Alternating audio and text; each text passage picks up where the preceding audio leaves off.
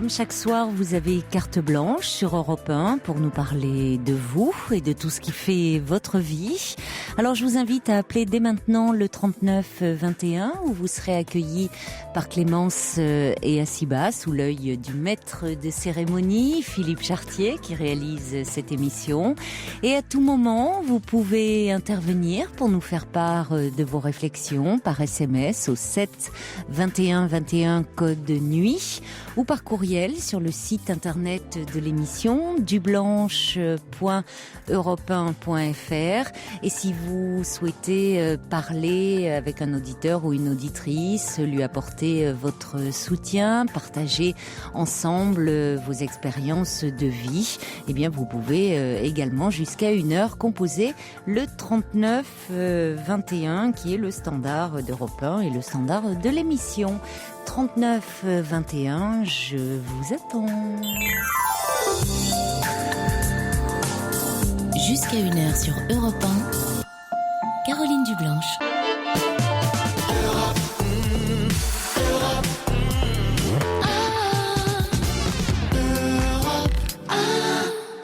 Bonsoir Pascal.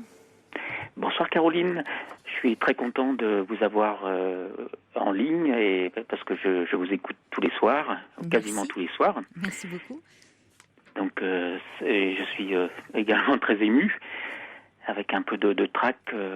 Oui, je comprends. C'est pas facile de parler de soi comme ça à l'antenne. Alors autant commencer. Je voulais avant de parler de ma problématique de ce soir, adresser des pensées à la plupart des gens qui appellent, qui me touchent, tous chacun à leur niveau. Il y a des noms qui me viennent comme ça à l'esprit à qui j'ai envie d'adresser des pensées ce soir. C'est Victor, Joël, Léonore et puis bon tous les autres. Parce qu'en écoutant évoquer leurs problèmes,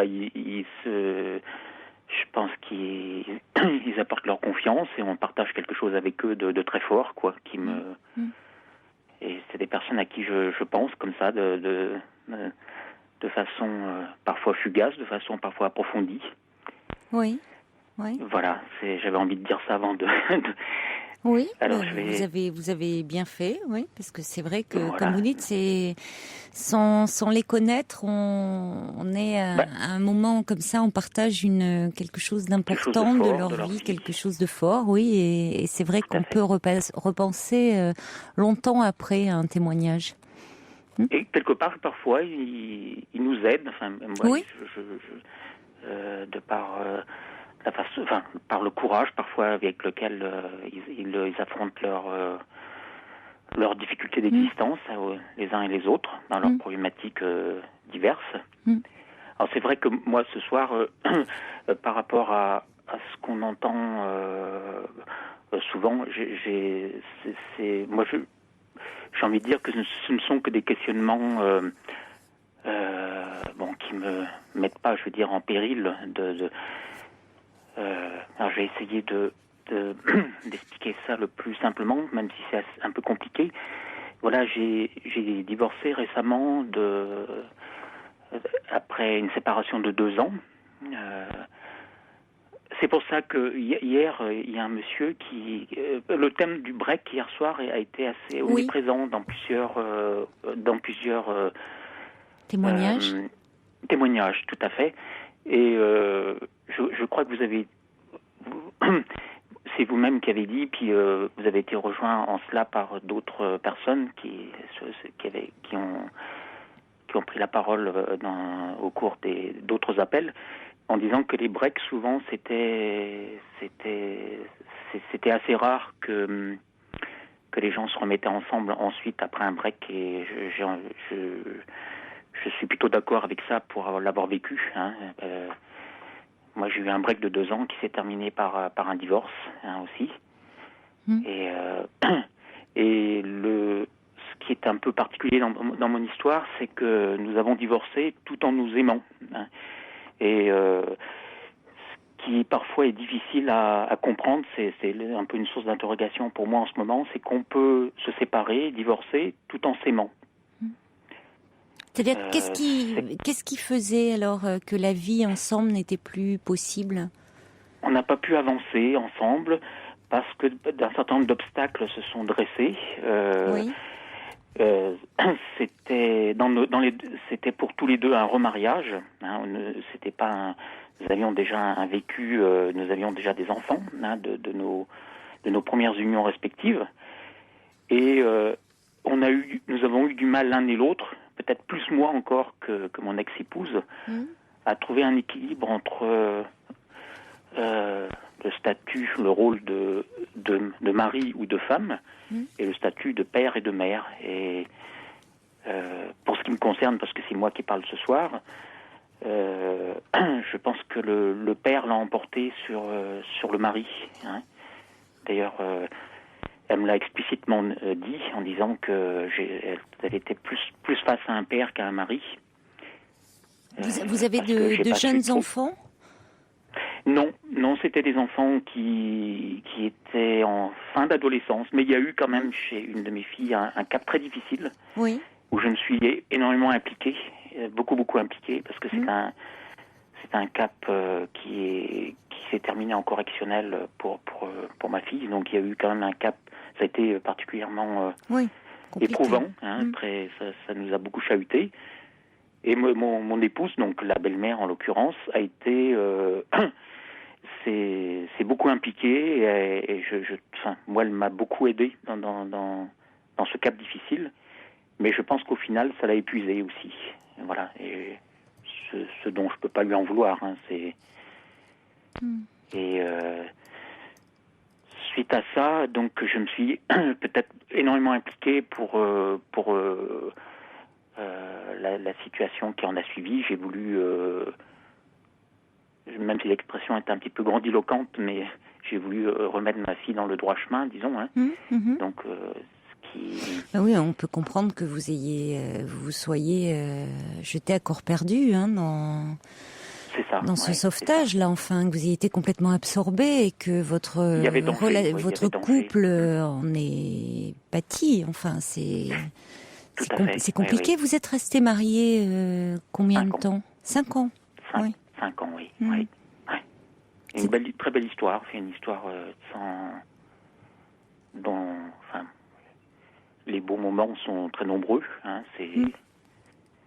et nous sommes séparés avec finalement aucun grief, paradoxalement. Il y avait pas. Simplement, je crois que le problème pour l'un et pour l'autre, c'était trouver la place. La place je pense que ce que j'évoque peut peut-être parler à beaucoup de gens, parce que c'est, je crois, le problème de famille recomposée. Hein, c'est un classique maintenant. Hein, c'est quand on se remet en couple, qu'on est déjà porteur chacun d'une histoire, parfois avec des enfants. Hein, c'est deux univers qui doivent s'imbriquer. C'est pas facile. Il n'y a pas de recette, à vrai dire. Et il y a mon toutou qui aboie. Et on n'a pas su faire, on n'a pas su trouver l'équilibre. Non. C'est déjà, vous dites, c'est une question de place, c'est déjà compliqué pour un couple. Vous auriez été les parents, votre compagne aurait été la mère de cette jeune fille. Là, déjà votre couple aurait été mis certainement à rude épreuve, mais peut-être qu'en tant que parent, vous auriez fait bloc, peut-être pas, hein, parce que vous n'auriez pas eu les mêmes positions. Mais là, c'est vrai que dans un couple assez récent, finalement, ça laissait peu de place, peu de temps, peu d'énergie pour cette relation, parce que vous étiez forcément très anxieux, très tourmenté par la situation, par l'avenir de votre jeune fille, et donc même si elle savait que les sentiments, votre compagne savait que ce n'étaient pas vos sentiments qui étaient en cause, mais vous étiez forcément plus absent pour elle. Et elle devait se sentir un peu... Oui. Ça aurait été bien de pouvoir en parler, mais bon. Cela dit, vous êtes resté en bons termes, au point que vous vous demandez plus que ça. Hein, plus que ça. C'est un peu pour... C'est pour ça que vous appelez, d'ailleurs. un peu ce soir? En fait, c'est un peu une source de questionnement qui m'ont poussé à vous appeler ce soir. Parce que je suis en ce moment dans une forme d'autres chapitres de notre relation, sachant donc qu'il y a eu le divorce effectif, mais que les liens sont demeurés très forts. Oui. Et j'ai l'impression que c'est un nouveau chapitre de notre relation que nous abordons, avec ce qui est par exemple qui est très représentatif, c'est que nous nous épaulons beaucoup dans nos difficultés respectives. Nous nous soutenons, comme si nous étions presque le meilleur ami l'un de l'autre, et après, maintenant, je suis un petit peu dans cette question de amitié, amour, quoi, la frontière. Comment trouver est-ce qu'il y a possibilité de retrouver un nouveau souffle dans une relation comme ça qui fait bon. Donc, vous en avez le désir, en tout cas. Vous, Pascal. En tout cas, j'ai le désir de préserver des liens privilégiés. Alors, entendons-nous, des liens privilégiés, vous les avez déjà. Vous avez c'est vrai. Vous les avez. Tout à fait. Bon, oui. Donc ils se sont pérennisés. Voilà. Donc, vous aimeriez. Ils n'ont jamais été remis en cause. Et oui, c'est ce que j'ai. Même durant la séparation. C'est ce que j'ai compris. Donc, vous aimeriez au fond renouer avec elle. C'est là l'interrogation. Est-ce que non, mais que vous vous demandiez si cela est possible, si c'est une chose, mais quel est votre désir à vous? Je ne sais. Là, c'est là que c'est flou et que je ne sais pas vraiment, parce que un retour en arrière. Non, je parle pas de retour en arrière, puisque le retour en arrière, ça n'a pas fonctionné. Oui. Voilà, le retour en arrière, c'est dans le cadre d'un mariage. Je vous parle d'aujourd'hui. Oui. Parce que conserver ce que vous avez, vous avez une relation privilégiée. Donc, est-ce que vous voulez la maintenir ou est-ce que vous voulez davantage?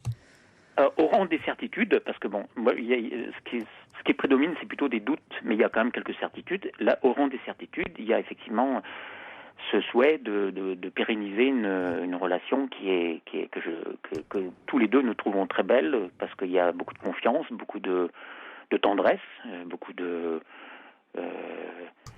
et puis il y a aussi ce qui est implicite ou même parfois explicite, le fait de savoir que nous pouvons compter l'un sur l'autre, même dans les difficultés les plus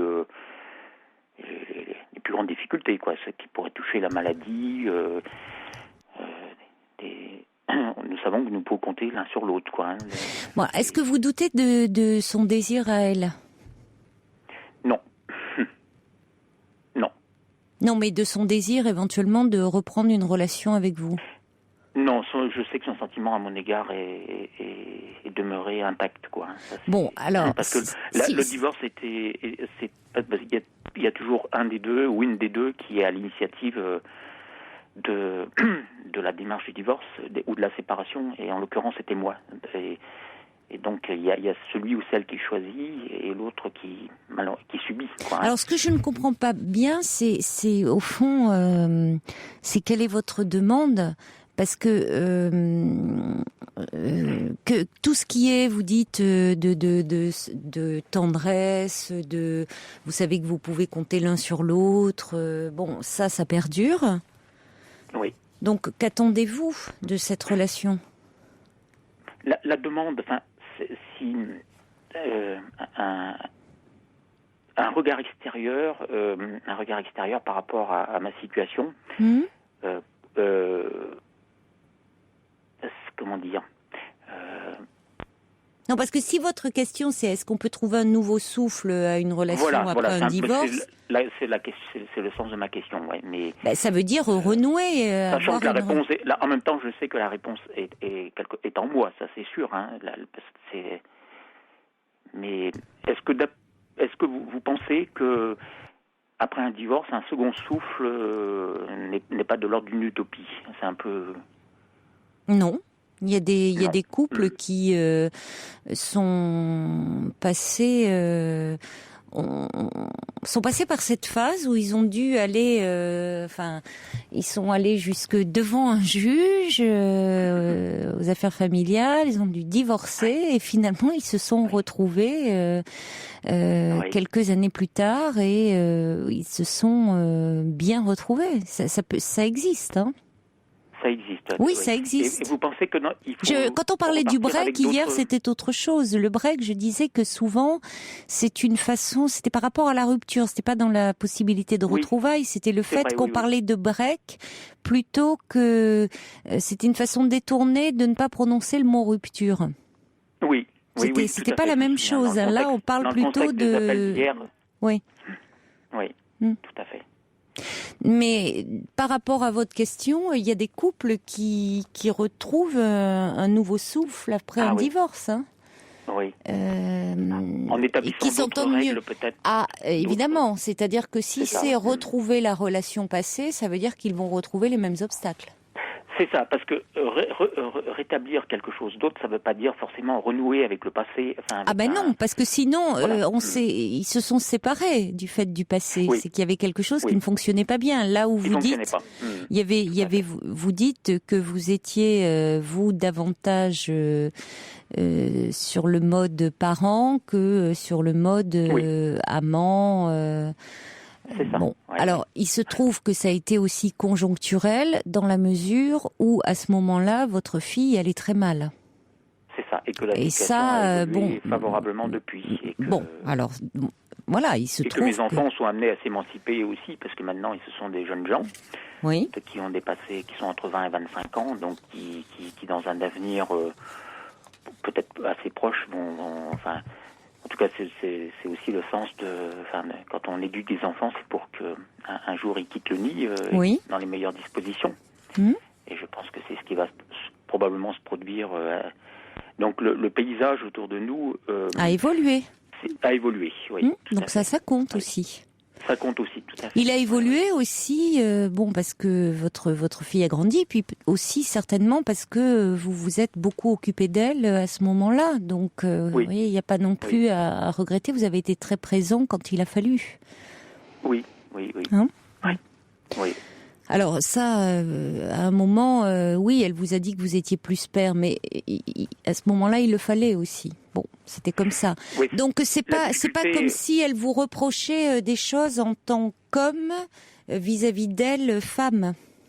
Non. C'est qu'à un moment, elle s'est sentie délaissée, négligée. Oui, parce que c'est un problème de place en fait. Oui, j'ai bien compris. Ouais. Bon, alors par rapport à votre question, oui, c'est possible et c'est pour ça que je vous demandais si, au-delà de cette relation très privilégiée que vous aviez, vous espériez autre chose. Bon, très clairement, c'est oui. Donc, vous voyez que vous êtes plus au clair que vous ne le dites par rapport à votre désir. Maintenant, vous semblez dire qu'il est partagé. Vous ressentez chez elle ce désir-là. Il n'y a aucun doute à ce sujet. Bon, alors qu'est-ce qui vous empêche de recommencer ? La peur. La peur, hein, c'est ça. La peur, Caroline. La peur de vous tromper. La peur de l'échec, parce que c'était donc comme je vous l'ai dit tout à l'heure, c'était un deuxième mariage, donc il y a eu avant déjà un échec, donc dans un contexte tout à fait différent. Hein, les deux histoires n'ont absolument aucun point commun, ni les deux ruptures, mais chez moi ça a développé de la peur. Enfin que je travaille aussi en thérapie, parce que cette peur, c'est quelque chose qu'il faut que j'affronte aussi, parce qu'en même temps elle paralyse. Mais pour répondre à votre question, oui, c'est la peur. Alors parfois, ce qui fait qu'on surmonte ses peurs, c'est le désir qui est plus fort. Justement, j'ai une question du désir, mais je parlais du désir au sens large. Lui, Franck envoie un SMS en disant « Le désir amoureux se traduit aussi par un désir physique ». Où en êtes-vous ? Après avoir été marié, ne ressentez-vous pas un manque d'elle, de son corps, de sa présence Alors, pour répondre à Franck, au cours des 2 années de break, il y a eu quand même... il y a eu des choses se sont passées dans ce domaine. Vous êtes retrouvés... oui, tout à fait. Il n'y a pas eu tout à fait break, alors. Sur ce plan-là, dans une réelle harmonie, oui, tout à fait. Bon. Oui. Les corps le langage des corps ne se sont pas désunis. non, tout à fait. Alors il y a Ninon qui parlant justement de peut-on se retrouver après un divorce, je ne sais pas si l'exemple que donne Ninon va vous rassurer, mais elle dit Elizabeth Taylor et Richard Burton ont divorcé et se sont remariés plusieurs fois. C'était des amants terribles, mais bon, hein, après tout. Tout à fait. Ouais. Oui, tout à fait. Peut-être que si vous avez très peur de, même si vous dites que objectivement la situation a évolué puisque votre fille va beaucoup mieux aujourd'hui, donc vous n'avez plus à vous consacrer à elle comme vous l'avez fait il y a quelques années. Vous êtes plus, de jeune femme. Voilà, donc vous avez plus de temps et d'énergie du coup à consacrer. Vous auriez plus de temps à consacrer à votre couple. Oui. Mais rien ne vous empêche d'aller peut-être parler un petit peu à voir un thérapeute de couple, voir quelques séances, mettre les choses un peu au clair et parler de vos peurs. Avant de, vous voyez, puisque ça réveille des angoisses par rapport, vous dites c'est un remariage, ça réveille par rapport à vos relations passées. Elle aussi. Mais vous savez, Pascal, je ne sais pas si ça peut vous rassurer, mais souvent on aime, plus on avance en âge, mieux on aime en général quand on sait tirer profit de ces expériences passées. Voilà des paroles qui me font. On constate, chiffre à l'appui, que les remariages, souvent les deuxième, troisième mariages fonctionnent mieux. Ah oui, parce qu'il y a peut-être un enseignement qui a été... On peut le penser, c'est-à-dire pour les personnes évidemment qui tirent, comme vous le dites, un enseignement de leur relation passée. Qui ont élaboré, par rapport à leurs échecs, exactement. Oui. Il y a malheureusement des personnes qui répètent indéfiniment les mêmes difficultés, mais certaines personnes, heureusement, prennent du recul, réfléchissent sur eux-mêmes, sur ce qui n'a pas fonctionné dans leur relation, et donc elles bénéficient de ces expériences passées, voire de leurs échecs. C'est vrai. D'autant aussi que rien n'est figé et que les paysages qui se déploient autour du couple évoluent aussi. C'est ce que vous dites. Et parfois enlèvent une pression ou peuvent supprimer certains entre guillemets obstacles ou Mais peut-être pour partir un petit peu plus serein, ça serait peut-être bien d'aller un peu parler de ces peurs. Si vous avez parce que parfois la peur fait que on se donne raison. Vous voyez, c'est un frein terrible. Hein. Donc bon, après tout, vous voyez, sans vous lancer, je parle pas de thérapie de couple, mais peut-être avoir, ça peut être, c'est pas forcément très long, mais 1 ou 2 séances pour reparler de votre désir de renouer ensemble et de vos peurs et du coup vous sentir dire bon ben voilà, nous sommes prêts. Oui. Et de vous laisser aller à ce désir et après tout, plutôt que de ne pas tenter et d'en être malheureux. Oui, parce qu'après, voilà, si il y a pas de tentative, c'est après la place pour des regrets. Oui, et puis c'est dommage parce qu'il y a quand même, vous le dites, beaucoup d'amour entre vous, donc. Oui, ça là-dessus. C'est quand même une bonne base et vous ne vous êtes pas quittés en vous déchirant, vous faisant du mal. Non, il n'y a rien eu de. Il y a eu des tensions. Oui, mais il y a eu quelque chose de conjoncturel où votre fille n'allait pas bien et c'était compliqué à ce moment-là. Voilà, mais non, il n'y a pas eu de choses. Il y a Dean qui envoie un petit message, et ce sera peut-être le mot de la fin, qui dit « Moi, mes parents ont divorcé. 5 ans après, ils se sont remariés. Cela fait maintenant 10 ans et ils sont plus amoureux que jamais. » Ah, ben voilà, un témoignage qui me... Voilà, c'est sa bénédiction. C'est bien terrible d'entendre ça. Voilà. Merci à Jim, c'est ça? Dean, ça doit être un petit surnom. Oui, un grand merci. Et puis le valet de cœur par rapport à ce que vous disiez au témoignage auquel vous pensiez, à Victor, à Joël, à qui vous adressiez vos amitiés, enfin vos pensées plus exactement. Le valet de cœur vous dit, mais nous vivons une vraie intimité radiophonique, intervenant ou auditeur, absolument. Chacun y a sa pleine place, et vous aussi, Pascal, ce soir. Voilà. Ah, la place, la fameuse place. C'est voilà un avis que je partage complètement. C'est une belle aventure collective, nocturne, tous ensemble. Et un petit mot du subversif concernant le break. Ah. Le break est une épiphanie en ce qui révèle qu'on peut se passer du conjoint, mais pas de l'amour pour lui. Si on l'aime vraiment, on retourne vers lui sans besoin. C'est joliment dit parce que c'est vrai que quand on aime, on n'est pas dans le besoin de l'autre. On n'est pas dans le besoin. On est dans le désir de l'autre. On n'est pas dans la dépendance. Et oui, quand on entend des gens dire « mais oui, je l'aime, j'ai besoin d'elle ou de lui ».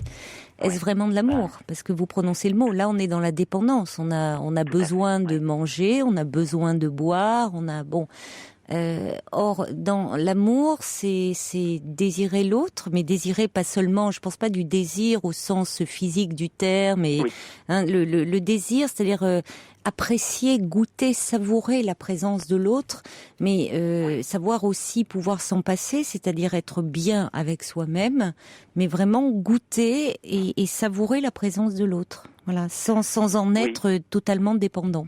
Dépendant, oui. Mais je crois de toute façon que la qualité de l'amour peut-être passe aussi par le fait de s'aimer soi-même, enfin d'être bien avec soi-même.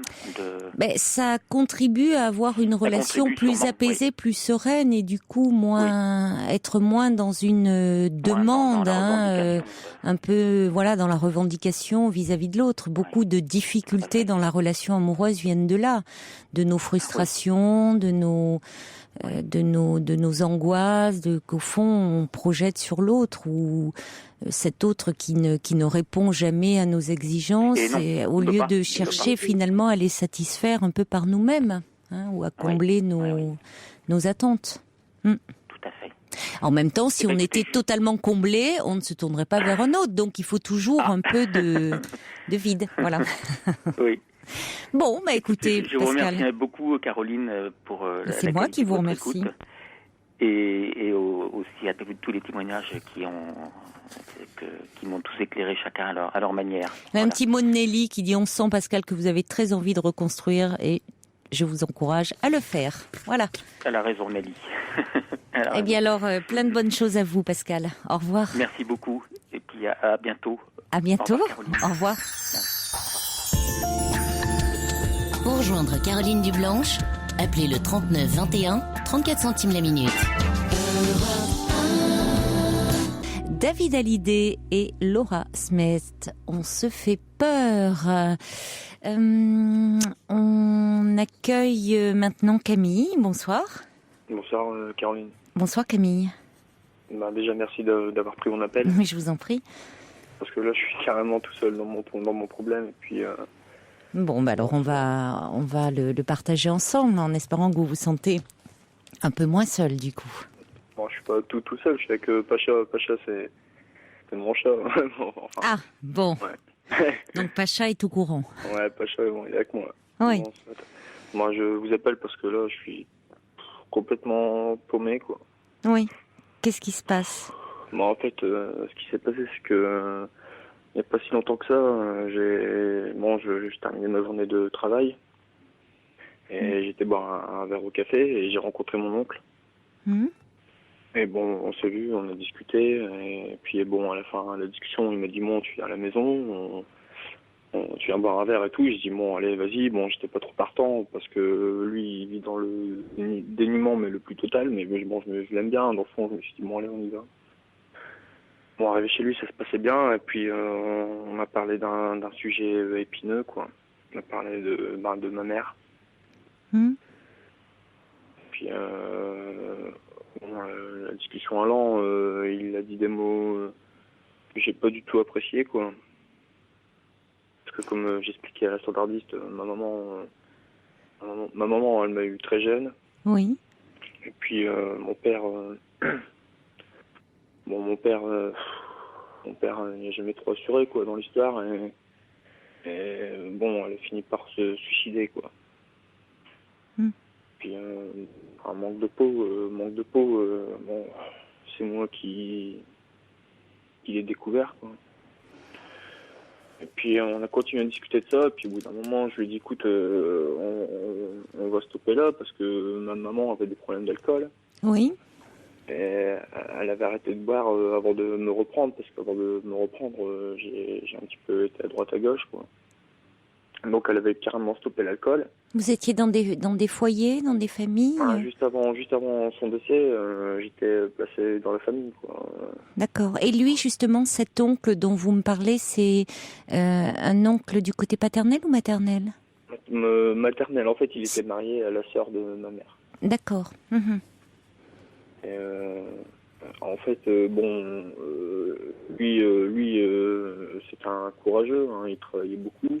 Oui. Et bon, un jour, ma tante, la sœur de ma mère, on l'a trompée.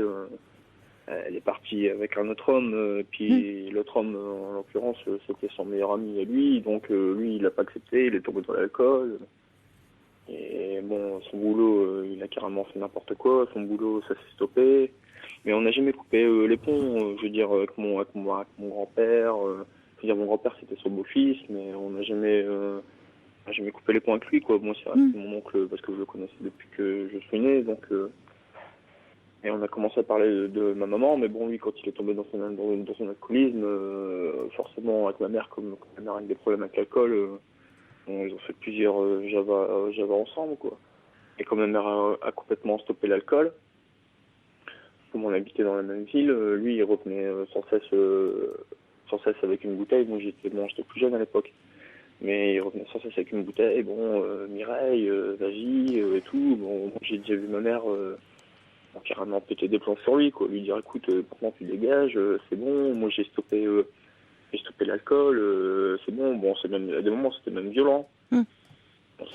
Et alors là, ce qui s'est passé, c'est que donc vous avez toujours gardé contact avec cet oncle, et là, vous l'avez rencontré, il est revenu donc sur ce sujet évidemment très compliqué pour vous, où il vous a parlé du suicide de votre mère, et là, ça s'est mal passé. Ouais, j'ai pété un plomb. Hein. Au début, je lui ai dit, écoute, arrête. Et puis, j'ai pété un plomb, je l'ai frappé, quoi. Parce que vous trouviez qu'il en parlait mal? Mal. Ou parce que c'était insupportable pour vous? Pas forcément mal, mais moi, je veux dire. Moi, je me rappelle quand il venait. Moi, je sais que j'étais petit, j'avais 13 ans, mais moi, je sais qu'une fois, il est venu, puis je le voyais toujours. Moi, j'étais content que ma mère arrête l'alcool. Je le voyais avec sa bouteille de Ricard. Moi, je sais qu'une fois, j'étais vers lui, et puis je lui ai donné un coup de poing, quoi, carrément. Mais j'avais 13 ans. Mais j'étais vers lui, je lui ai dit, écoute, maintenant, tu dégages. Bon, je vais pas dire les mots tels qu'il me les a dit, mais il m'a dit, ouais, toi, t'es un merdeux. Je fais, ouais, je suis un merdeux, boum, boum, quoi. Bon, voilà. Mais bon, moi, après, c'est parce que je comprends pas bien, vous trouviez qu'il poussait votre mère à s'alcooliser? Oui, parce que lui, quand ma tante l'a quitté, lui, c'était un courageux, c'était un travailleur, mais quand ma tante l'a quitté, puis comme je vous ai dit, elle est partie avec... puis si, c'est la vérité, elle est partie avec pas son meilleur ami, mais avec un de ses bons amis, quoi. Et bon, lui, il est parti en banane dans son travail. Au bout d'un moment, son travail, ils lui ont dit, bon, on peut plus continuer comme ça. Et lui, il est tombé dans un alcoolisme, mais bon, il buvait déjà avant, mais je veux dire le week-end, quand il ne travaillait pas. Et là, après, il est tombé dans un alcoolisme mais sec, mais bon, il a toujours gardé contact, comme c'est pas un mauvais gars, il a toujours gardé contact avec sa famille, quoi. Donc vous avez du mal à accepter qu'il parle du suicide de votre mère. Moi, comme je vous dis, moi, ma maman, elle m'a eu, elle avait 17 ans. Moi, j'ai vu ma mère, moi j'ai un petit frère, il a 6 ans moins que moi. Moi, j'ai vu ma mère à l'âge de 24 ans, excusez-moi l'expression, elle dégueulait dans une bassine tout jaune. Et elle me disait, écoute, va chercher le carré de vigne. Le carré de vigne, excusez-moi, mais le carré de vigne, c'est du vin, mais dans des briquettes de lait, quoi. Et alors justement, là justement, Camille, en fait, donc vous l'avez frappé, votre oncle. Lui n'a pas porté plainte, mais il a porté plainte. Ouais. Je croyais que c'était sa fille, donc votre cousine qui a porté plainte. Oui, c'est sa fille qui l'a forcé à porter plainte. Donc vous êtes passé au tribunal. Oui. Et vous avez été condamné à de la prison.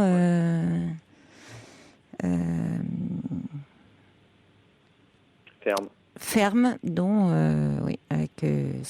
avec du sursis, et voilà. Donc vous avez rendez-vous prochainement avec la juge d'application des peines.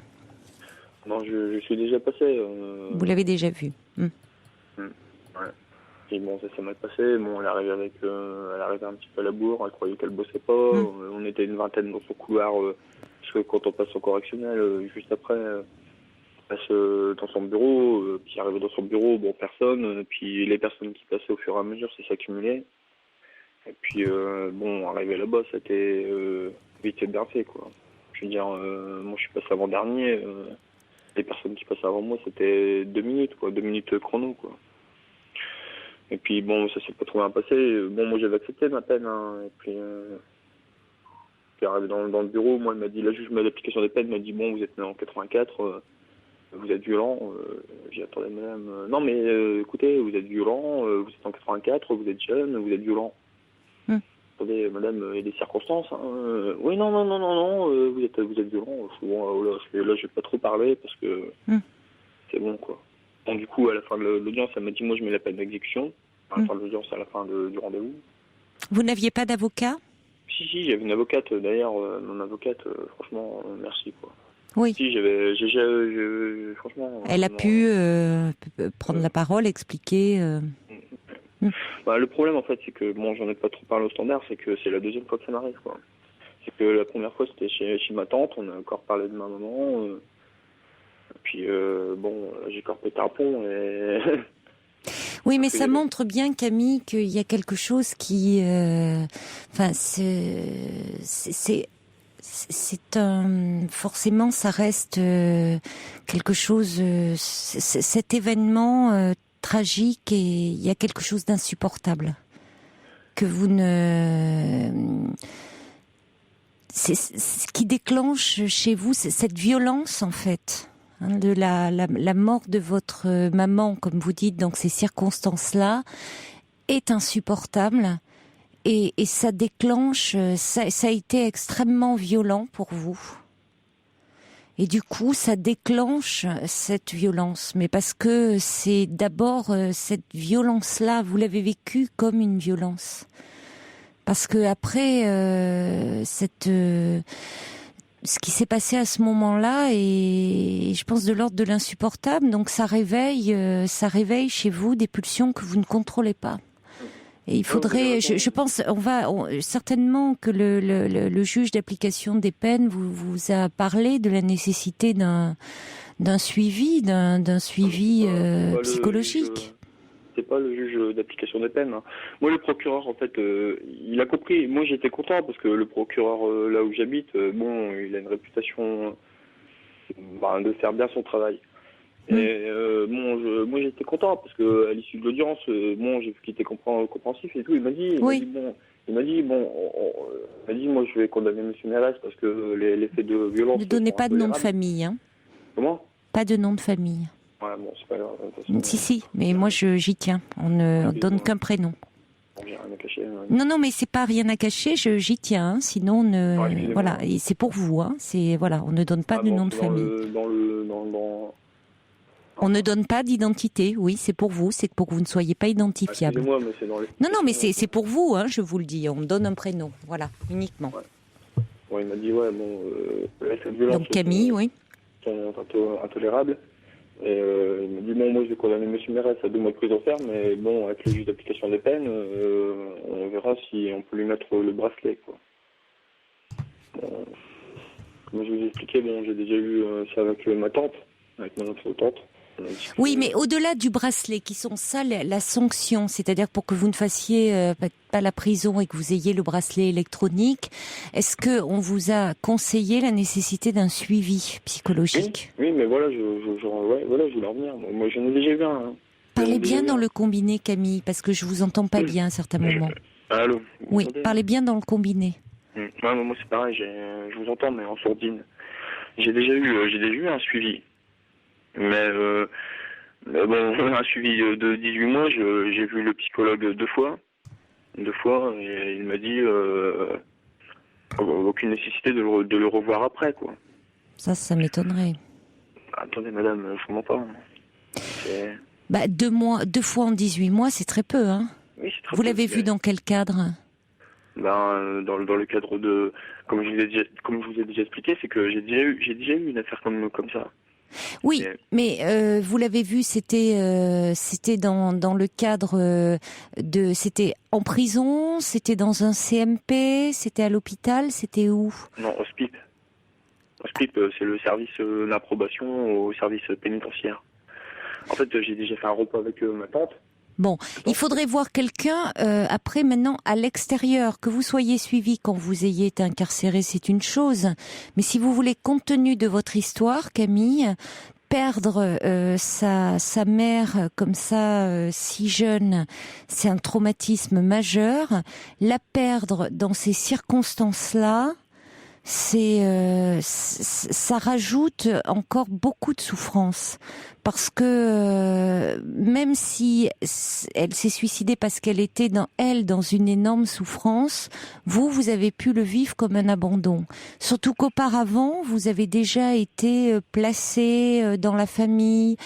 Enfin, il y avait déjà eu des périodes comme ça de séparation où, parce qu'elle ne pouvait pas, elle n'était certainement pas en état de pouvoir s'occuper de vous. Donc, il y a quelque chose de difficile, de l'ordre de l'abandon dans votre histoire, de l'ordre, je ne sais pas ce qui s'est passé après vos 14 ans, ou est-ce que vous avez vécu, est-ce que vous êtes retourné dans la famille, est-ce qu'il y a eu un placement dans un foyer, dans une famille d'accueil? Ouais, j'ai eu 4 placements en foyer. Oui, c'est beaucoup. Et 3 placements en famille d'accueil. Oui, c'est énorme, ça fait 7, ça, placement. C'est énorme. Ouais, parce que j'étais instable. Mais oui, mais comment être stable, affectivement parlant, quand on a grandi dans une telle instabilité émotionnelle et affective? Oui, mais en même temps, moi, l'instabilité, je la connais depuis tout petit. Donc, c'est ce que je vous dis, Camille. Donc, d'un autre côté, je vais pas dire qu'on est immunisé, mais non. On se blinde, quoi. On se blinde, ce n'est pas la même chose. On se forge une carapace pour essayer de moins souffrir. Mais vous voyez bien que derrière cette carapace, en fait, on se forge une carapace. Les animaux qui ont une carapace, ils ont en fait une chair extrêmement fragile. Tous les animaux qui ont une carapace. Alors les humains qui se forgent cette carapace, derrière, c'est extrêmement fragile. Ah non, mais ça, je le reconnais totalement. Moi, je suis écouté. Plus la carapace est dure, avoir des allures de dur. Plus la chair est tendre et vulnérable. Donc, on voit bien d'ailleurs, il y a des moments où vous êtes complètement débordé par vos émotions. Et malheureusement, Camille, ça se retourne contre vous pour le moment. Ouais, merci de me le dire. Et puis c'est ça, merci. Parce que moi, franchement, j'ai l'impression d'être un incompris, quoi. Parce que je fais toujours, je ne suis pas quelqu'un de méchant, franchement. Mais j'en suis convaincue que vous n'êtes pas quelqu'un de méchant. Mes sentiments prennent le dessus, et puis là, je suis incontrôlable. Vous êtes surtout quelqu'un de malheureux. Ouais. Et c'est pour ça qu'il faudrait vraiment que vous ayez un endroit pour pouvoir parler de tout cela, mais vraiment dans la continuité, justement, ce qui est tellement difficile pour vous, parce que vous n'avez jamais eu cette stabilité et cette continuité. Voyez, vraiment dans la régularité. Trouver un endroit avec quelqu'un vraiment avec qui vous vous sentiez bien, un thérapeute avec qui vous vous sentiez bien. Merci de me le dire. Mais il y a aussi le refus. Il y a 2-3 jours où vous disiez que les femmes, elles parlent plus facilement. Et les hommes, je commence seulement à prendre conscience que j'ai besoin de parler, quoi. Franchement, parce qu'à l'époque, on me l'a toujours conseillé, hein. Parce que autour de moi, j'ai pas que des mauvaises personnes. On me disait, écoute Anthony, il faut que tu parles, voilà quoi. Puis à la fin, je disais non, j'ai pas envie de parler. Puis au bout d'un moment, je disais il faut parler. Puis là, j'ai vraiment pris conscience de parler, quoi. Oui, c'est bien. C'est bien parce que ça, c'est un signe de maturité, de prendre conscience, de parler. À partir du moment où vous allez commencer à parler, vous allez voir, Camille, que vous allez pouvoir mettre des mots sur tout ce qui est à l'intérieur de vous, qui vous habite, qui bouillonne. Et du coup, au fil du temps, vous allez moins comme ça être envahi par vos émotions, moins débordées. C'est pas ça, c'est que on parlait, là je vous parle, mais bon... parce que j'écoute votre émission régulièrement, mais pareil, c'est pas... Chaque fois que je parle, la sortie, je suis pas bien, quoi. Oui, c'est normal, hein. Ça va vous faire ça pendant un certain temps. Parce qu'évidemment, ça remue beaucoup de souvenirs, d'événements qui sont très douloureux pour vous. Mais de toute façon, ça veut dire que c'est là, c'est à l'intérieur de vous, ça pèse sur votre cœur, ça pèse sur votre vie, ça vous empêche d'avancer. Moi, je suis bloqué. Étant plus jeune, bon, j'étais bloqué, mais bon, on va dire la folie de la jeunesse. Je suis encore jeune. Bah, vous êtes jeune, hein, vous avez 26 ans. Je suis plus proche de mes 30 ans que de mes 18 ans. Oui, mais ça reste jeune. Ouais, mais ça reste jeune, et vous avez eu un parcours où votre enfance, elle a été très très chaotique et où vous avez beaucoup manqué de sécurité.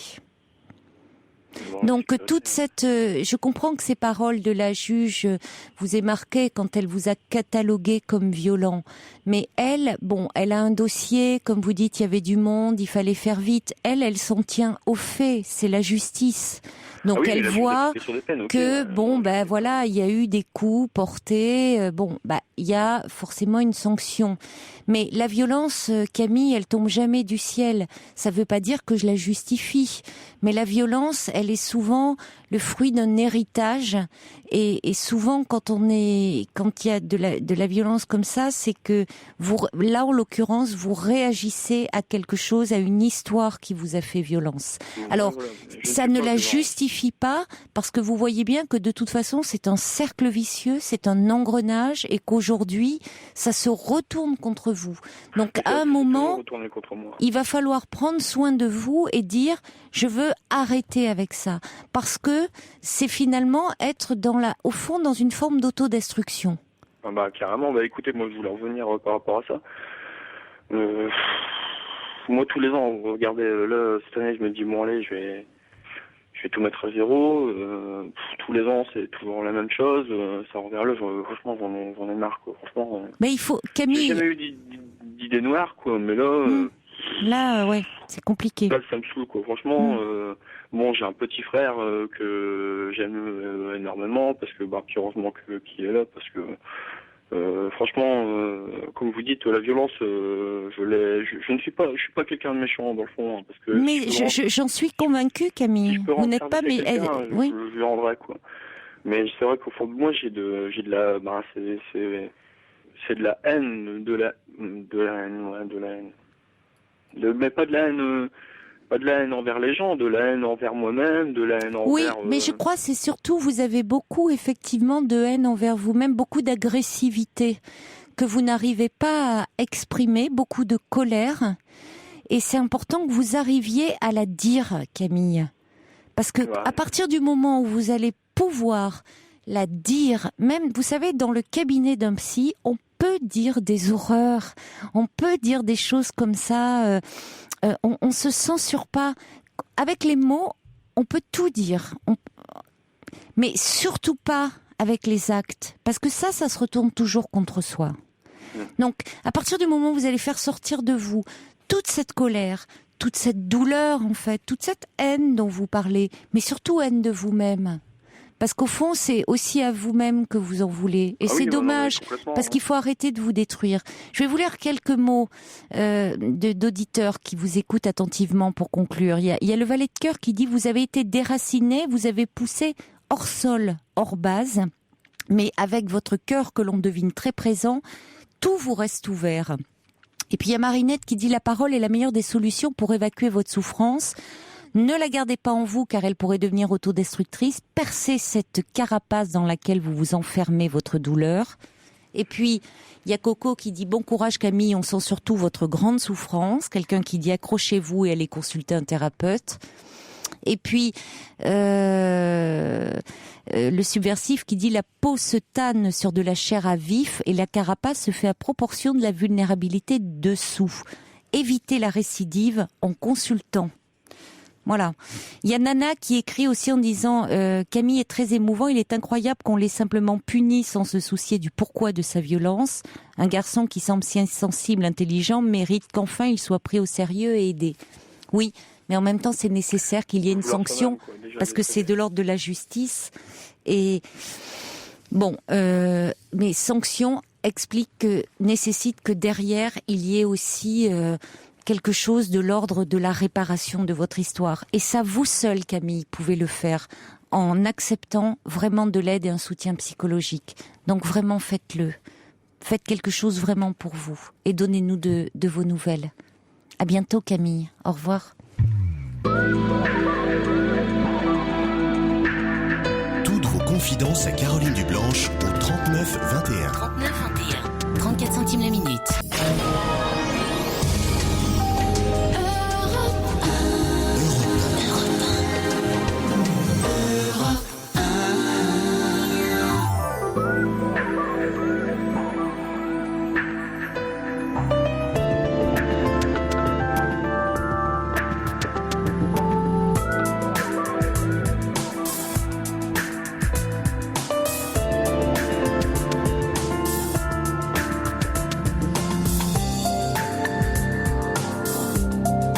Soyez les bienvenus si vous nous rejoignez sur Europe 1. Jusqu'à 1h, vous pouvez composer le 39 21 pour nous parler de vous et de tout ce qui fait votre vie. Vous pouvez aussi revenir sur les témoignages que vous entendez à l'antenne en appelant ce numéro ou en réagissant par courriel sur le site de l'émission dublanche.europe1.fr. Alors des courriels là qui m'arrivent de l'étranger. Julien qui me dit un grand bonjour depuis le Mexique à ma maman qui comme chaque soir doit écouter l'émission.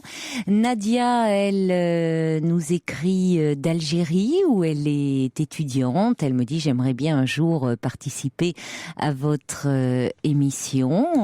Écoutez Nadia, on va essayer de vous rappeler alors puisque vous avez mis votre numéro, comme ça on pourra se parler un soir. Karim, lui nous dit un grand bonjour de la Tunisie où je vous écoute chaque soir. Et puis Maïté, elle est en France, elle dit je vous écoute depuis peu et je suis avec vous maintenant tous les soirs de 23h à 1h. Merci Maïté d'être à l'écoute. Et puis il y a Nelly qui est une fidèle de l'émission qui nous dit mais où est donc passé le roi Georges? Est-il enfoui sous la neige?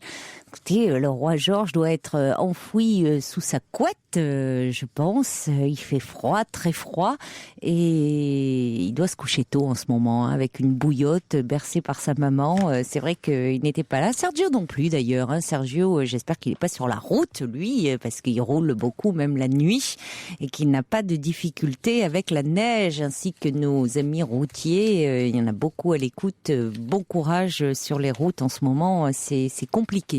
Allez, on accueille tout de suite Joséphine. Bonsoir. Bonsoir. Bonsoir Joséphine.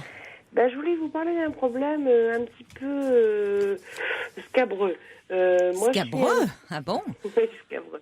Je suis une adepte de Françoise Dolto, donc qui doit être votre mentor, je suppose. Ah Dolto compte évidemment énormément pour moi dans la mesure où elle a permis de considérer les enfants non comme des adultes en miniature, mais de les considérer vraiment, de reconnaître le psychisme de l'enfant comme vraiment différent de celui de l'adulte. Donc moi je voudrais vous soulever un problème que je rencontre actuellement. Je suis une grand-mère. Donc j'ai une fille qui a une quarantaine d'années, le beau-fils, le gendre pareil. Ils ont une enfant qui a 6 ans et ils sont en conflit actuellement très très pointu au sujet de comment dirais-je, Caroline, quelque chose ils s'entendent plus. Oui. Vous comprenez? Et si vous voulez, le problème, c'est comment solutionner ce problème d'adulte par rapport à une enfant qui a 7 ans.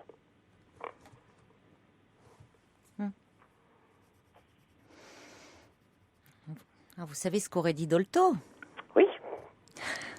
Oui. Mais moi, je me rappelle plus ce qu'elle a dit. Si vous voulez, c'est absolument abominable parce que c'est un jour, c'est l'enfant qui est OK avec le père, le lendemain avec la mère. C'est un conflit complètement abominable, quoi. Que peut-on faire dans ces conditions-là? En tant que grand-mère? En tant que grand-mère, en voyant que les enfants se détruisent, c'est-à-dire que mon gendre, moi, je l'aime autant que si c'était mon fils, et que ça rejaillit sur l'enfant. C'est-à-dire que, si vous voulez, elle va avoir 7 ans, et on la prend d'un côté, on l'emmène de l'autre. Ton père te dit ta mère, c'est abominable. Vous comprenez ce que je veux dire? Ou pas? Oh bah si. Et que peut-on faire dans ces cas-là? Moi, en tant que grand-mère, j'essaie toujours d'être très cool, de la mettre dans une situation quand on peut lui parler, alors qu'elle est c'est une petite fille absolument adorable. Elle dit toujours, mes parents, ils se disputent tout le temps. Vous comprenez ce que je veux dire? Oui, ça va, oui. Et qu'est-ce qu'on peut faire pour que il y ait moins d'inquiétude pour cet enfant? Parce que bon, les parents, ils vont se déchirer, ils vont... c'est moi ma maison, c'est moi mon placard, mon machin, mon bazar, mais ça on s'en fiche. Je veux dire que comment peut-on, comme François Dolto le disait, et comme vous certainement le direz, comment peut-on expliquer à une enfant de 6 ans, qui va avoir 7 ans, bref, comment peut-on lui expliquer la cassure des parents? Déjà en lui expliquant qu'elle n'est pas en cause. Ah, tout à fait, ça, je lui ai déjà expliqué. Et après, ils vont, si vous voulez, les parents vont se battre pour avoir la garde de l'enfant. Ils ne sont pas séparés pour le moment. Pour l'instant, non. Depuis combien de temps se disputent-ils? Écoutez, ils sont mariés depuis 7 ans et ça fait 5 ans qu'ils se disputent. Ils n'envisagent pas une séparation? Si. Mais ils n'arrivent pas à prendre la décision. Mais ils n'arrivent pas à prendre la décision parce que mon gendre aime ma fille. Et l'amour là-dedans, je ne sais pas où ça va, quoi. L'amour, c'est... Mais votre fille se confie à vous Oui et non.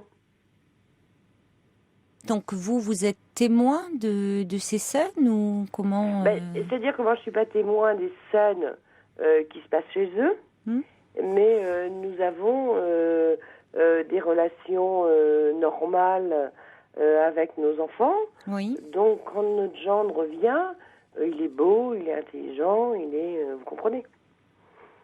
Donc, si vous voulez, il est surfait. Je comprends pas, non. Vous comprenez pas ça? Non. C'est quelqu'un qui a une attitude surfaite. C'est-à-dire qu'il a eu beaucoup de problèmes dans son enfance, avec ses parents qui s'entendaient pas trop bien. Et comment dire, Caroline, il se sent quelqu'un de supérieur aux autres. Oui, mais vous le faites, cette mésentente, quand vous les voyez, quand devant vous, ils ne se disputent pas. Enfin, ça se fait en privé. Un petit peu, quand même. Un petit peu, mais bon, c'est surtout en privé. Donc vous n'en êtes pas témoin direct? Non. C'est votre petite fille qui vous dit que les parents se disputent? Pas vraiment. Mais comment le savez-vous alors? Par ma fille. C'est votre fille donc qui se confie à vous? D'accord. Alors que faire dans un couple quand on s'entend plus? Vous référez à Dolto, Françoise Dolto, quand des parents, donc grands-parents, appelaient pour parler des relations tendues dans le couple que formaient leurs enfants. Elle disait aux grands-parents de ne surtout pas s'en mêler parce qu'ils étaient les plus mal placés et de laisser leurs enfants adultes régler leurs difficultés. Oui, mais comment faire, si vous voulez, comment expliquer, comment est-ce que nous, parents, peut-être mai 68, etc., pouvons-nous vivre ce genre de situation, alors que nos enfants, parce que quand je dis nos enfants, c'est ma fille et mon gendre, qu'on a accepté complètement, comment pouvons-nous vivre ce genre de situation ? Comment ça ? Comment pouvez-vous les vivre ? Eh bien, on les aime autant puisque c'est elle et lui, c'est le père et la mère de notre petite fille. Oui, j'ai bien compris, oui. Bon, alors qu'est-ce qu'on fait ? On s'en mêle pas ? Non. Comme disait Françoise Dolto, on s'en mêle pas. Mais comment réagir par rapport à une enfant ? Oui, par rapport à votre petite fille. Par rapport à votre petite fille. Voilà. Par rapport à votre petite fille, vous avez un rôle important à jouer dans la mesure où justement, en tant que grand-mère, vous assurez une continuité, une stabilité. Et vous pouvez justement, en restant extérieur à ce conflit, lui assurer cette sécurité affective dont elle a besoin, en dédramatisant un petit peu les choses. Bon, c'est très bien. En positivant, c'est-à-dire en disant oui, cela arrive,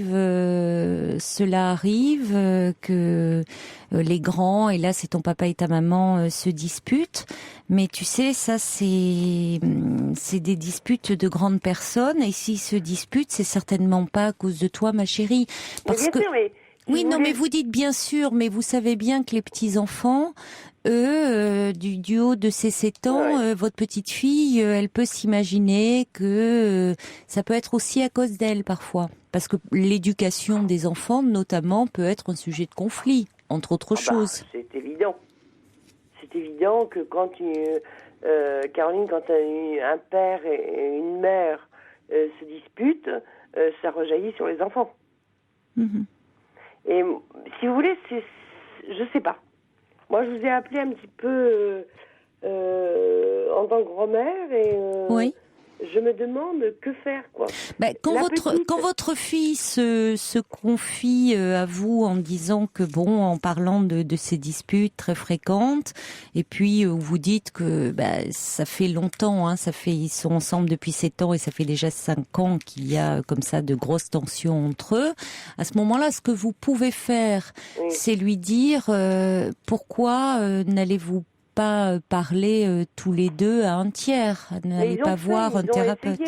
Ils ont essayé. Ils l'ont fait, ça. Ils ont essayé. Bon, malheureusement, on habite dans une région où on n'a pas trop de psy. Sinon, c'est genre aller voir dans un café débat où on peut parler à une psy, pas comme vous, bien sûr. Et je sais pas ce qu'il faut faire. Mais ils sont allés dans un café débat, c'est ça ? Voilà, c'est ça. Oui, c'est pas tout à fait la même chose que... C'est déjà... ça permet d'entendre, d'être ouvert comme ça à des échanges où on peut aborder des thèmes un peu généraux. C'est pas tout à fait... ça n'a rien à voir quand même avec une démarche plus personnelle où on va consulter. Vous voyez, les cafés débats, on parle de façon un peu plus générale où quelqu'un amène un sujet, mais il y a quand même un auditoire. C'est pas la même chose que de faire une démarche, une consultation auprès d'un thérapeute de couple. Tout à fait, mais par contre, si vous avez 2 minutes, je peux vous raconter une chose, c'est que la maison appartient au monsieur, donc à mon gendre, et que ma fille se sent mal parce que la maison ne lui appartient pas. Donc elle se sent complètement exclue. Oui. Et ça, c'est abominable pour elle, quoi. Et ça devient des conflits, on ne sait pas, quoi. Oui, mais c'est de tout ça dont il faut parler. Oui, parler à un psychologue, parler à un thérapeute de couple, c'est-à-dire parler à quelqu'un d'extérieur, puisque là, quand votre fille vous dit qu'elle ne se sent pas à sa place parce que la maison est à son mari, pas à elle. Bon, au-delà de ça, on voit bien que derrière ces questions matérielles et financières, elle se sent insécurisée dans son couple pour certainement bien d'autres aspects. Oh oui, c'est de tout ça dont il faudrait parler. Alors, ils ont fait ce premier pas qui n'est pas anodin, d'aller dans un café non, psycho. mais quand je dis un café, ma fille a été voir une psychothérapeute et ça n'a rien donné, quoi. Oui, mais c'est pas la même chose, là aussi, d'y aller seul et d'y aller en couple parce que leur relation est problématique. Oui, mais quand l'homme de la famille ne veut pas aller parler de son couple parce que lui n'a pas de problème, comment faire ? Puisque lui, nous, on sait pertinemment qu'il a des problèmes familiaux par rapport à sa famille qu'on connaît un petit peu. Comment faire ? Puisqu'il a la science infuse. Ce n'est pas lui qui a un Vous n'en problème. parlez plus de la même façon, je remarque, Joséphine. Au départ, vous en parliez en disant que vous l'aimiez beaucoup, c'était un peu comme un fils. Là, ça devient le monsieur qui a la science infuse. Moi, c'est quelqu'un que j'aime beaucoup, c'est le père de ma petite fille. Il y a un changement de ton dans votre discours. Moi, c'est quelqu'un que j'aime beaucoup, puisque c'est le père de ma petite fille. Vous avez le droit aussi de lui en vouloir aussi dans la mesure où vous sentez votre fille malheureuse. C'est après tout, alors, que faire ça quand se je sens comprend. ma fille malheureuse ? Pardon ? Lui dire qu'elle est positive. Ça, je lui dis à longueur de journée, que faire ? Ah, pas du tout. Je ne dis pas ça, Joséphine. Je dis pas de dire à votre fille qu'elle est positive, dans la mesure où elle n'est pas heureuse. Je vous dis exactement l'inverse. Je vous dis qu'il est important qu'elle conseille à son compagnon et elle d'aller consulter. Si son compagnon s'y refuse, c'est très problématique parce que ça veut dire qu'au fond, lui ne tient pas vraiment à ce que cette relation évolue.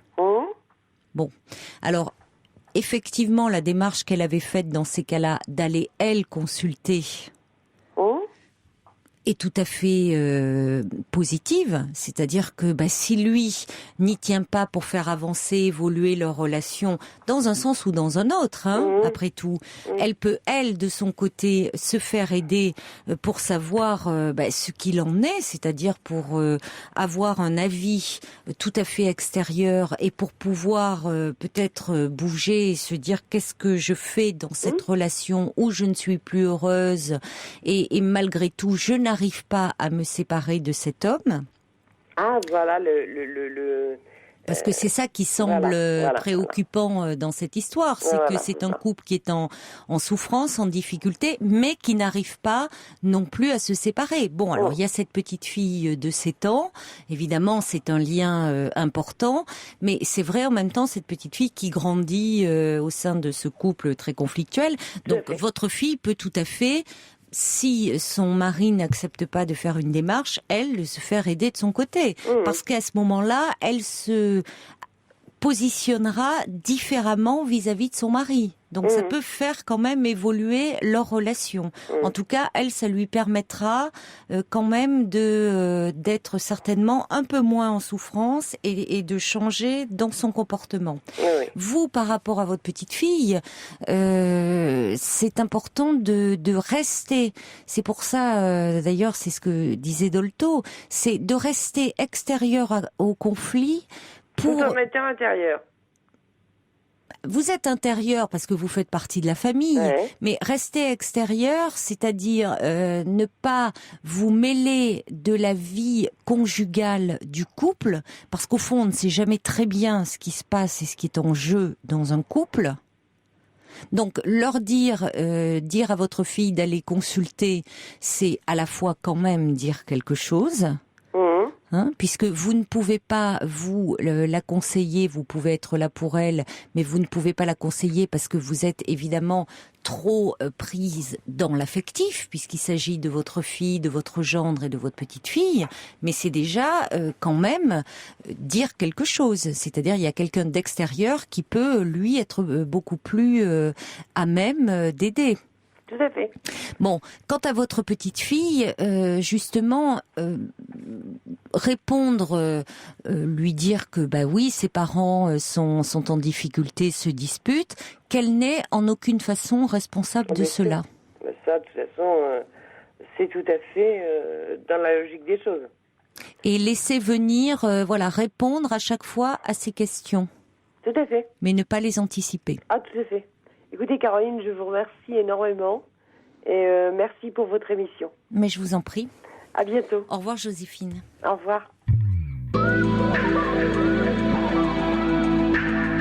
Toutes vos confidences à Caroline Dublanche au 39 21. 39 21. 34 centimes la minute.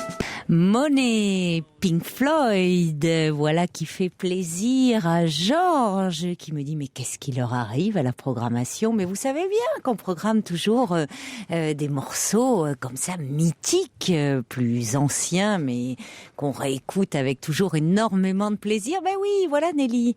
Georges, l'ami Georges est revenu. Il devait avoir les doigts gelés, engourdis, il ne pouvait plus envoyer de texto. À propos de Pink Floyd, le subversif dit à écouter exclusivement au fond d'un vieux bar louche de la Nouvelle-Orléans, vieux bar enfumé.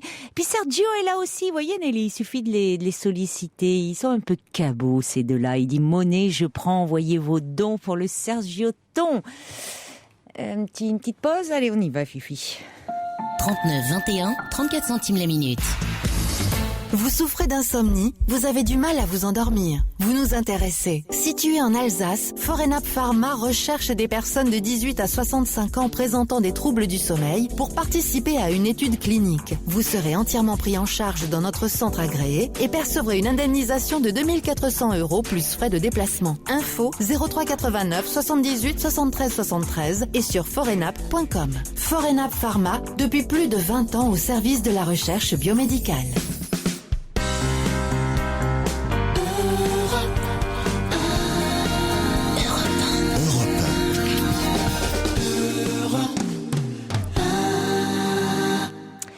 À propos du témoignage de Joséphine, qui se demandait un petit peu quelle attitude avoir en tant que grand-mère par rapport aux disputes très fréquentes entre sa fille et son gendre et l'attitude adoptée vis-à-vis de sa petite fille de 7 ans, Marinette envoie un SMS au 7 21 21 code de nuit pour dire mettez en évidence peut-être Joséphine à votre fille qu'elle devrait faire la demande d'une thérapie de couple auprès de son mari dans le but du bien-être de leur fille. Oui, à ce moment-là, peut-être que le solliciter pas seulement en tant que compagnon, mais aussi en tant que père de cet enfant.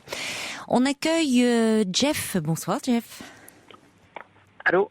Oui, bonsoir. Oui, bonsoir. Donc moi je vous appelle, donc j'ai 29 ans et je suis en couple avec une personne qui est plus âgée que moi, qui a 20 ans de plus que moi. Oui. Et donc en fait j'ai l'impression là qu'on arrive au bout de notre histoire et j'ai du mal à l'accepter, oui et non quoi. Enfin j'ai surtout, je pense, peur de me retrouver tout seul plus que la fin de notre histoire. Et voilà quoi, c'est... Voilà. Qu'est-ce qui vous fait penser que vous êtes à la fin de cette histoire ?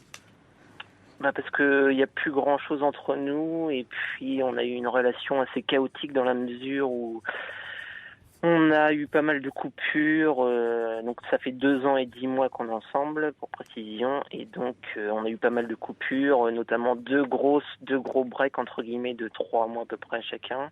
Oui. Et donc voilà, et je pense qu'on n'a pas forcément les mêmes aspirations et déjà pour commencer. Et puis on va dire que son comportement ou certains de ses comportements deviennent un peu insupportables. Voilà. D'accord. Donc vous redoutez plus, plus que la perte de cette femme, la solitude. C'est cette peur-là qui vous retient, peut-être. Oui, ça aussi. Puis, disons que quand on est à un stade où dans une relation ça va plus, on a envie de se séparer ou de s'en aller. Oui. Mais forcément, après, derrière, on se remémore quand même les bons moments. Enfin, moi, c'est mon cas, en tout cas. On se remémore souvent les bons moments et tout ça, et on regrette que ce soit fini, quoi.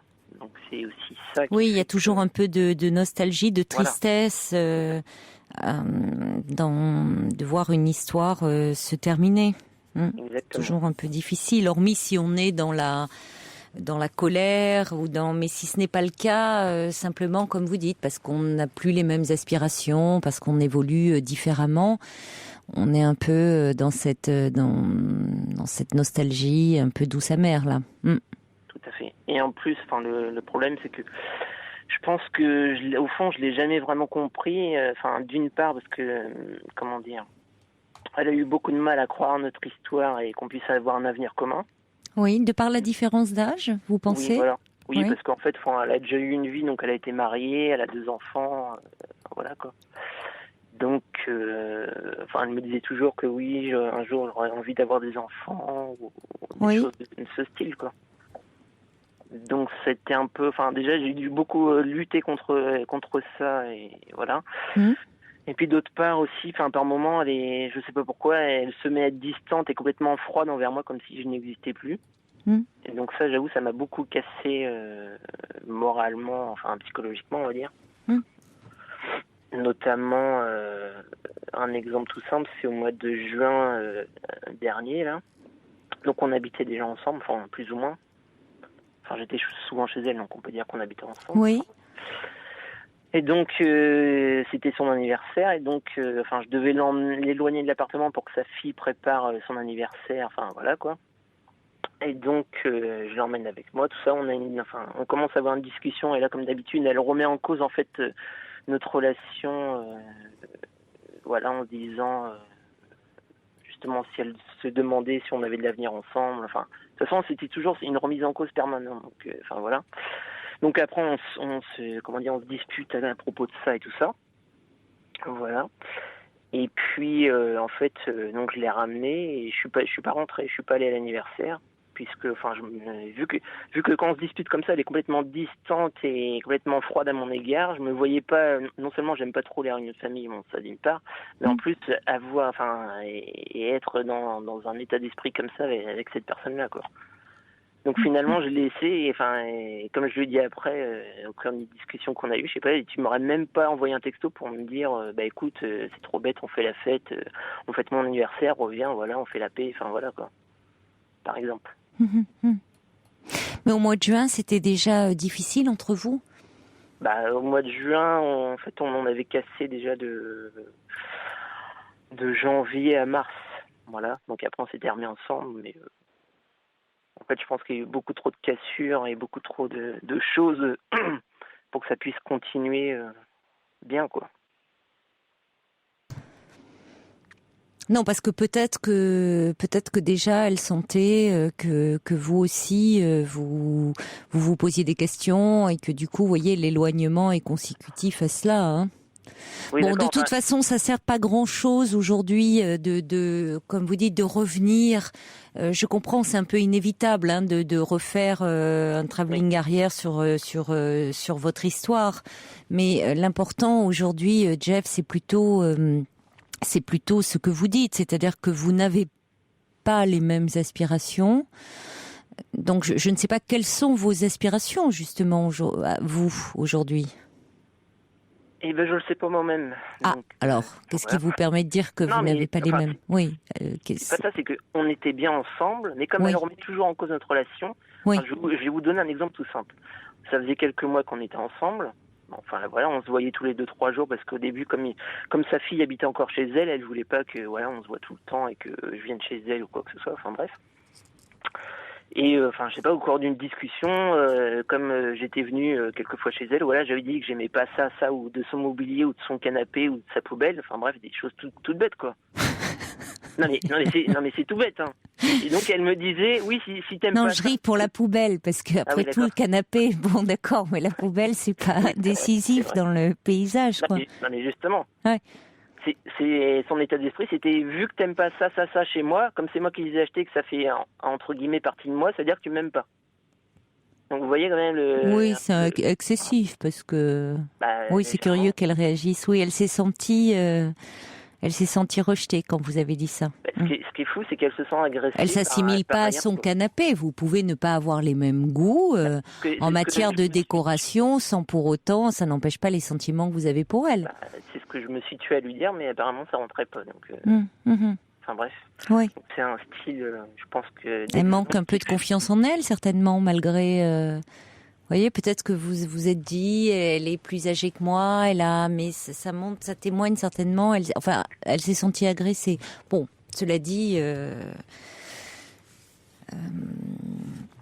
Cela dit, c'était peut-être un peu agressif aussi de votre part de lui dire que vous n'aimiez pas sa décoration. Parce que justement, moi je suis quelqu'un qui prône le dialogue et je lui dis de façon banale, quoi, sans plus. Oui, mais peut-être que vous n'aimeriez pas non plus, Jeff, si c'est quelqu'un qui vous tenait, qui venait chez vous et puis qui vous dit j'aime pas du tout la façon dont t'as décoré ta maison. Ça vous dérange pas ? On peut pas avoir forcément les mêmes goûts, donc voilà. Puis c'est pas pour ça qu'on s'aime pas ou qu'on n'a pas de sentiments. Oui, bien sûr, bien sûr. C'est tout, voilà, ça n'a rien à voir. Mais bon. Bon, maintenant, ce que vous disiez au départ, c'est-à-dire vous avez, semble-t-il, davantage peur de la solitude, c'est-à-dire de l'avenir, de l'après, que peur de la perte. Ça, c'est quand même important. Parce que vous êtes très jeune, hein, vous avez 29 ans. Oui, tout à fait. Donc, en fait, vraiment, l'avenir est grand ouvert. Oui. Alors, c'est pas anodin pour vous d'avoir été avec une femme quand même plus âgée que vous, de 20 ans. Oui, tout à fait. C'est la première fois que ça arrivait, ce type de relation ? Oui. Oui. Oui. En fait, avant, je suis sorti d'une relation 1 an auparavant de sortir avec cette personne-là, d'une relation avec une fille un peu plus jeune que moi, par contre. Donc là, ça s'était à la fin mal passé. Enfin voilà. Donc je suis resté 1 an, mais vraiment assez mal, on va dire, même très mal. Donc voilà, c'est aussi pour ça, je pense que j'ai peur que ça se finisse, et que, voilà quoi, de revivre ces instants un peu difficiles. Oui, mais là vous pensez davantage, vous avez peur. Bon, évidemment, c'est jamais, c'est toujours un moment un peu compliqué, difficile de terminer une histoire, mais c'est plus par rapport à vous, ce moment désagréable, que la façon dont vous en parlez, que peur qu'elle ne soit plus dans votre vie. Moi, c'est ce que j'entends. Hein. Tout à fait. En fait, c'est parce que je suis tellement, entre guillemets, déçu par tout ça et de voir tout ce gâchis, entre guillemets, juste parce que, voilà. Pendant pas mal de temps, j'ai eu du mal à comprendre, comme je vous dis, son comportement un peu spécial par moment. Oui, mais vous dites bien aussi, dès le départ, Jeff, vous chassiez du revers de la main la différence d'âge. Bon, parce que vous étiez du bon côté, j'ai envie de dire. Elle, il faut quand même voir son point de vue à elle. Quand on a 20 ans de plus, c'est-à-dire qu'elle a 49 ans, vous en avez 29, il y a forcément, surtout elle arrive là à l'approche quasiment de la cinquantaine pour une femme, c'est pas forcément simple à vivre, et être avec un homme jeune, il y a toujours dès le départ, elle a dit, à un moment, tu vas partir, vous allez partir pour une femme plus jeune, peut-être parce que vous allez avoir envie de construire, d'avoir des enfants. Enfin, elle était peut-être assez réaliste au fond et assez lucide. Donc, elle a investi peut-être cette relation différemment de vous, avec cette peur, cette crainte d'être quittée. C'est ce que dit la libellule bleutée ce soir. Une angoisse d'être quittée. Et vous forcément, vous n'appréhendiez pas la relation de la même manière. Et ça peut expliquer beaucoup de choses. Oui, tout à fait, mais justement, on en a beaucoup parlé. Oui, vous l'avez rassurée, j'imagine, là-dessus, mais il n'empêche qu'elle sait bien... Il y a quand même un peu, vous n'y pouvez rien, une angoisse de vieillir. Elle sent bien qu'elle est plus jeune, même si à 49 ans, 50 ans, une femme reste séduisante. Elle est séduisante, mais elle sait bien que sa jeunesse est quand même derrière elle. Non, mais ça, j'ai parfaitement compris. Mais moi, ce que je regrette, c'est qu'elle, sans cesse, elle remettait... c'est comme si notre relation était sur un piédestal et qu'elle voulait à chaque fois que ça descende. Vous voyez ce que je veux dire ?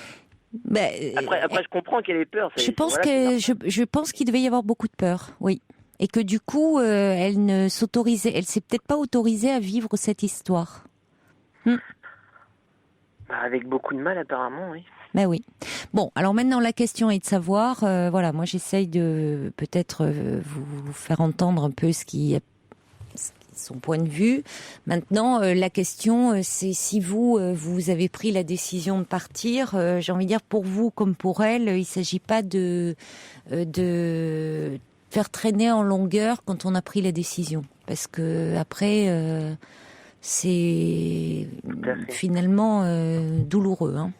Oui, le seul problème, c'est que j'ai démissionné d'un emploi, je m'étais lancé dans l'activité d'agent immobilier, mais bref. Donc là, je veux rechanger. Donc pour l'instant, je vis chez elle et j'ai pas trop de revenus. Donc forcément, ça compliquait un peu les choses pour moi, pour ma situation personnelle en tout cas. Voilà, après je sais, je suis pas non plus là pour profiter d'elle ni quoi que ce soit, mais voilà, c'est un peu délicat, on va dire. Oui, donc en ce moment, vous pouvez pas partir parce que vous n'avez pas d'autre logement. Pas trop. Bah oui, donc... Voilà. Donc de toute façon, vous ne pouvez pas partir. C'est ce que vous dites. Vous pouvez aller chez un ami, quand même. Oui, oui, ça je pourrais, c'est sûr, je pourrais le faire. Voilà, quoi. Bon. Je crois qu'on a fait le tour parce que c'est à vous de voir. Je trouve que vous parlez pas d'elle dans la relation. Vous parlez beaucoup de vous, de l'après, de cette peur d'être confronté à quelque chose de difficile, qui est le moment de la séparation, et puis l'inconnu de l'après. Le fait qu'actuellement vous êtes bloqué parce que vous n'avez pas de logement, mais pas de la douleur d'être séparé de cette femme. Parce que pour l'instant, je suis plus un peu comme vous disiez tout à l'heure, dans la colère et voilà, dans le fait de me dire que, je suis un peu blasé, voilà. Voilà, c'est le mot. Je suis un peu blasé de cette relation, quoi. Parce que je pense que j'ai tellement bataillé, j'ai tellement essayé de la convaincre, et je pense avoir quand même fait pas mal dans notre relation, et puis finalement, c'était toujours. Puis en plus, j'ai l'impression de plus pouvoir être moi-même avec elle. D'accord. Donc, c'est pour ça que je suis un peu blasé, comme je vous disais, et que. Après, c'est sûr qu'une fois que je l'aurai quitté, oui, c'est sûr que je repenserai à elle et puis à tout ce qu'on a vécu, mais c'est aussi pour ça que je parle pas beaucoup d'elle, quoi. Vous êtes déçu, finalement. Voilà, oui, c'est un mot déçu. Ouais. Bon, écoutez, il faut essayer de retrouver un travail dans votre domaine. Tout à fait, tout à fait. Et puis quand même d'avancer, de pas rester dans cette situation qui est assez inconfortable, je trouve, pour vous comme pour elle d'ailleurs. Hein. Tout à fait. Et justement là en ce moment on se parle plus du tout. Et ce qui est déjà arrivé plusieurs fois, même sans que moi je sois dans cette situation ou dans cet état d'esprit, où il y a des fois, comme je vous dis, quand même on discutait pour un truc minime, c'est déjà arrivé qu'on en arrive là où elle met cette espèce de distance et de froideur et je n'existe plus. Oui, mais c'est pas étonnant vu ce qui se passe là. Oui, non, mais là, d'accord, mais c'est déjà arrivé avant, sans que moi je sois dans cet état d'esprit-là, de vouloir partir ou quoi que ce soit. Alors qu'on était super bien dans notre relation, d'un seul coup, plus rien. Vous pouvez lui dire que finalement, vous êtes assez déçu, vous avez le sentiment d'avoir beaucoup investi cette relation, et puis que vous avez eu le sentiment de sentir toujours cette distance chez elle, qu'elle n'arrivait pas à se projeter comme vous. Peut-être que essayez de rompre le silence, parce que si vous devez vivre encore un peu chez elle, c'est quand même compliqué. Au moins que vous puissiez en parler. Oui. Un peu, Oui, je pense un que peu avec ça elle, serait mieux. quand même. Ça serait mieux, hein, Tout à fait. de pouvoir un peu communiquer avec elle. Surtout si vous devez rester avec elle. Le temps, au moins, que vous trouviez un logement. Oui. Bon courage, Jeff. Merci. Au revoir.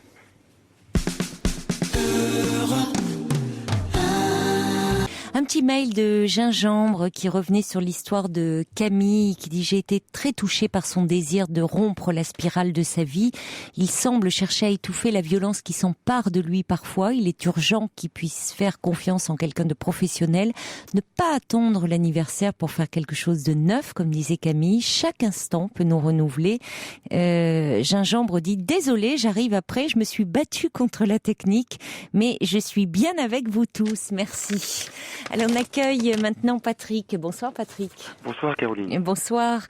Vous vouliez rebondir sur le témoignage de Joséphine, hein, la grand-mère de cette petite fille de 7 ans, qui se demandait un peu quelle attitude adopter. Moi je trouve que les parents sont là pour élever les enfants. C'est-à-dire que, plus ou moins, ce sont les parents qui décident d'élever de leur manière les enfants. Et les grands-parents, moi j'estime qu'ils sont là pour essayer, pas de les gâter, mais essayer de les protéger quand ça ne va pas au niveau des parents. Essayer de... Surtout que c'est une gamine qui a 7 ans, qui commence à avoir, disons, l'âge de la réflexion, et qui comprend très bien comment les parents vivent leur vie, et qui vivent ça, disons, couramment. Et quand elle va chez sa mamie, moi je trouve que la mamie devrait essayer de protéger et essayer de mettre à l'écart les problèmes, lui expliquer de telle manière que ça se passe relativement bien pour la gamine. C'est les parents qui décident eux-mêmes de vivre leur vie. Comme ils sont mariés depuis 7 ans et que ça fait 5 ans qu'il y a des problèmes qui se produisent, mais comme on dit, c'est pas la gamine qui doit prendre à la place des parents. Non. Hein, c'est un fait, moi je trouve que elle n'y est pour rien, quoi. Non. Elle est venue au monde de l'amour des parents, mais si depuis quelques années ça ne fonctionne plus ou que ça ne fonctionne mal, je suis désolé, quand elle va chez sa mamie, la mamie doit, à mon avis, la rassurer et lui dire tu sais, comme vous avez dit, c'est pas de ta faute, c'est pas quelque chose qui est dû à toi personnellement. Oui, puis vous disiez même, Patrick, finalement répondre à ces questions, certes, mais aussi lui la divertir, enfin lui proposer autre chose, sortir un petit peu de tout ça, faire ce que les enfants font avec une mamie, enfin. Exactement. Lui proposer autre chose que cet univers un peu de tension difficile, que la petite fille ait des moments aussi agréables, quoi, avec sa grand-mère, moments de plaisir, des moments, une bulle un peu comme ça, réconfortante. Et moi je sais très bien que j'ai eu, je vous expliquais déjà un petit peu le cas, j'ai des enfants, j'ai eu des jumelles, et les jumelles quand ils venaient chez leur mamie, c'était le but de sortir, d'aller au cinéma, de se divertir, de passer, disons, une après-midi, le mercredi après-midi quand ils ne vont pas à l'école, de passer quelque chose une après-midi intéressante. Pour dire de ne pas toujours penser aux problèmes entre parents. Mais c'est très clair. Merci beaucoup, Patrick, de ce message. Merci. Voilà, et j'espère intervenir pour autre chose. Oui, notre soir, bien volontiers. Au revoir, Patrick. Merci et à bientôt alors. Puis je voulais saluer Pierre qui a 40 ans et qui voulait faire un message plein d'affection à tous les auditeurs qui ne dorment pas à cette heure-ci. Voilà, il est 1h. Je vous souhaite une très belle nuit. Faites de jolis rêves. Il est maintenant 1h.